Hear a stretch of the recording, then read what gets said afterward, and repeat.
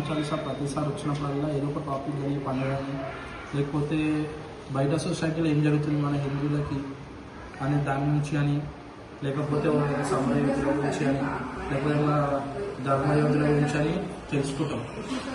అలాగే ఇప్పుడు మన 4th ఒక ఫెస్టివల్ వచ్చింది మన హిందువులకి. ఏం ఫెస్టివల్ తెలుసా? హోలీ. హోలీ 4th వచ్చింది. హోలీ పండుగ మనం 4th మనకి హనుమాన్ చాలీసా లేదు కాబట్టి ఇప్పుడు డిస్కస్ చేస్తాం. మనం హోలీ పండుగ ఎందుకు జరుపుకుంటామో తెలుసా అందరికీ? హోలీ పండుగ అంటే పండుగ అని తెలుసు, అంతే అని ఎందుకు జరుపుకుంటాం? హోలీలా మనం హోలీ దహనం చేస్తాం, అది ఎందుకు చేస్తాం అనేది మనం ఐడియా ఉంది. హోలికా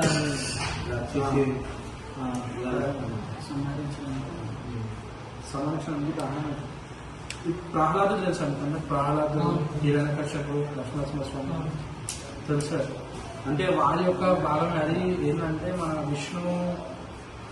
విష్ణుదేవుని ప్రకారంగా చూస్తే మనకి అది ఓలైతే హోలిక అనే హిరణ్యకశ్యపుడు అనే రాక్షసుడికి ఆమె చెల్లి హోలిక అనేటం. మన భక్త ప్రహ్లాదుడు ఎట్లా అంటే హిరణ్యకశ్యపుడు అప్పట్లో ఏంటంటే ఆయనకి బాగా వరాలు దేవుళ్ళ పూజ చేసి బాగా వరాలు వచ్చేసినాక ఏమైందంటే జడ కొమ్ములు వచ్చేసింది. ఏంటంటే నాకన్నా సుపీరియర్ అవ్వలేరు, నేను అవ్వలేదు. ఎట్లా అంటే మనకి టీచర్స్ ఇప్పుడు చదువు చెప్తారు, మనకు కొంచెం నాలెడ్జ్ వచ్చేసినాం కానీ టీచర్ అని చెప్పి నాకే తెలుసు కదా అని చెప్పి మనం అన్నీ చేస్తుంటాం. అప్పుడు ఇట్లా ఆయన టీచర్ల దగ్గర శిక్షణ తీసుకున్నా కానీ శిక్షణ తీసుకుని వరాలు పొందింది కానీ తర్వాత టీచర్ అవ్వాలి అనేటట్టు గురువులు అనే విధులకు ఆయన వెళ్ళిపోయాడు. అప్పుడు ఆయన ఆ మూర్ఖత్వంలో చేసిందే మన విష్ణుదేవుని అవమానించడం కానీ ఆ లక్ష్మీనరసింహస్వామి రూపం ఎత్తడం కానీ అదంతా దాంట్లో ఒక ఘట్టం. అది ఇప్పుడు మనకి హోలీ దహనం అంటాం కదా, అది ఎట్లా అంటే హిరణ్యకశ్యపుడు భక్త ప్రహ్లాదుడు, హిరణ్యకశ్యపుడు ఒక కొడుకు భక్త ప్రహ్లాదుడు. ఆయన ఏంటంటే విష్ణు నామస్మరణ చేస్తుండే, విష్ణుదేవుని పూజిస్తుండే. కానీ ఈయన ఏంటంటే నేనే దేవుని నన్నే పూజించాలి అందరూ అన్నట్టు ఈయన ఒక రూల్ తీసుకొచ్చుకుండే. అప్పటికి లేదు నా కొడుకు ఇట్లుంటే బయట నేను సొసైటీలో ఏం చెప్పగలుగుతాను. ఆయనకు అప్పుడు చాలా కష్టాలు పెట్టడం కానీ చాలా శిక్షించడం కానీ అన్నీ చేసిండు. కానీ ఆయన భక్తి ఎంత ఉండేనంటే ప్రతి ఒక్క దాంట్లోకి ఆయన బయట పడుతుండే. ఎట్లా అట్లా అంటే దేవుడు అట్లా బయటకు తీసుకొచ్చిన ఆయన. అందులోనే ఒక భాగం ఏంటంటే ఇప్పుడు హిరణ్యకశ్యపుడి చెల్లి హోలిక అనే రాక్షసురాలు హిరణ్యకశ్యపుడికి చెల్లి. ఆమెకి వరం ఏముంటుంది అంటే ఆమె మంటలకు అనకపోతుంది. ఆమె మంట అంటే ఆమె చుట్టుపక్కల ఉన్న ఆమె నేను పట్టుకొని మంట పెట్టినంత ఆలు కాకపోతుందని ఈమెకు అనకపోతుంది. ఆమెకు ఆ వరం ఉంది. ఆ వరంలో ఏంటంటే భక్త ప్రహ్లాదుని హిరణ్యకశ్యపుడు ఏంటంటే ఆమె ఒక ఒడిలో కూర్చోబెట్టి తగబెట్టింది. అక్కడ ఒక అద్భుతం ఏం జరిగిందంటే హోలిక అనే రాక్షసురాలు చనిపోయింది. ఆమె చనిపోయింది. ఆమె వరం ఉండే అగ్నిలో కాలదు, ఆమె ఏం కాదు, ఆమెకు అగ్నితోటి అనేది ఏం హాని ఉండదు అనే వరం ఉండే. అట్లాంటి ఆమె కాలిపోయింది. కానీ భక్త ప్రహ్లాదుడు బయటపడ్డాడు. భక్త ప్రహ్లాదుడు బయటపడ్డాక అది ఇట్లా అందరికి ఆశ్చర్యపోయింది.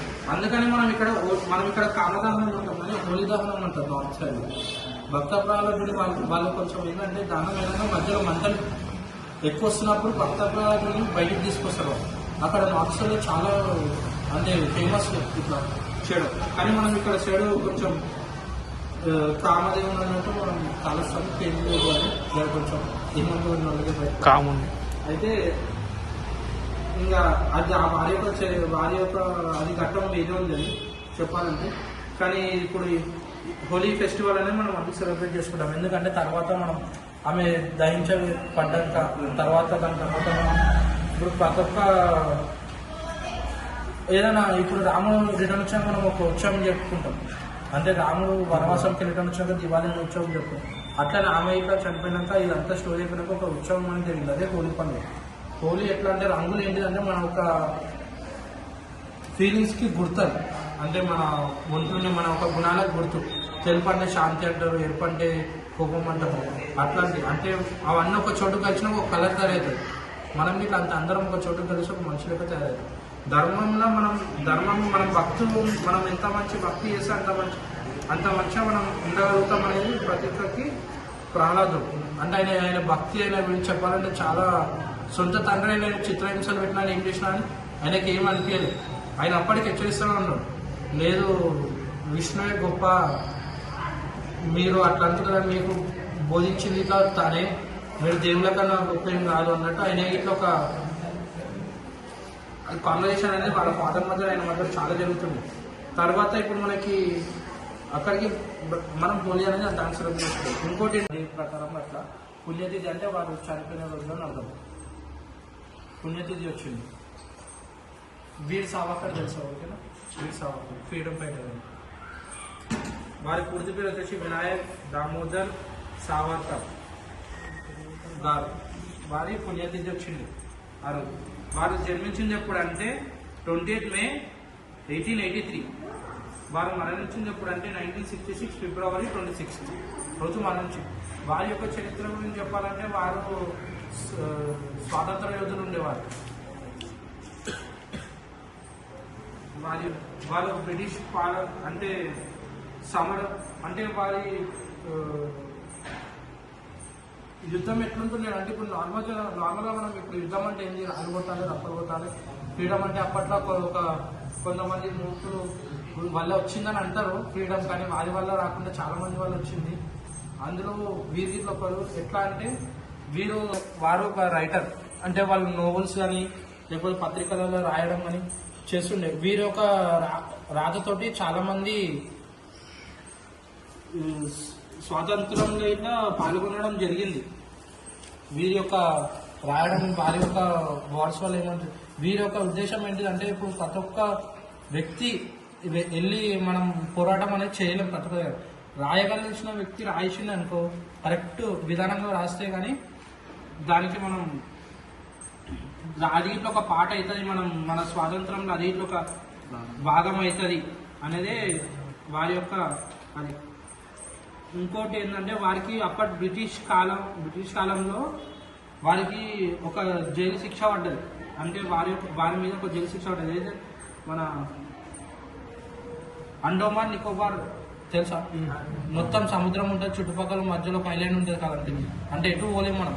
అందులో వాళ్ళకి కాలాపాని అనే శిక్ష పడ్డది. కాలాపాని అంటే ఎట్లా అంటే శిక్ష, అది చాలా ఘోరమైన శిక్ష. ఎట్లా అంటే ఇప్పుడు చెప్పాలంటే దాని నుంచి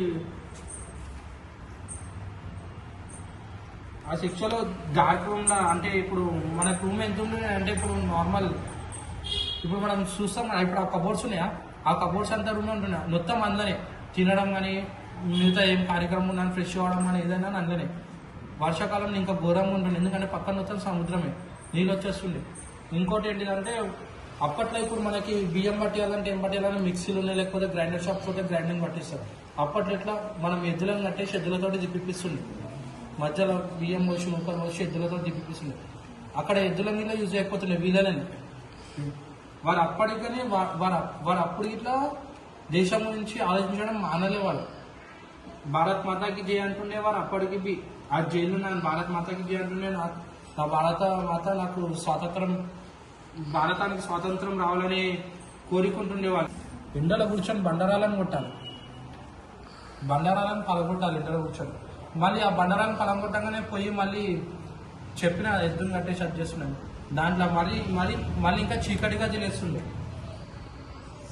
చీకటి గదిలు వేసి చిత్రహింసలు పెట్టడం కానీ, అంటే వారి పట్ల టార్చరింగ్ అని, ఆ జైలర్స్ అని చాలా మంది అని అట్లా వేసింది. అంటే మాట్లాడనీయకపోతుండే, ఒక్క ఖైదీతో ఒకరిని మాట్లాడకపోతే.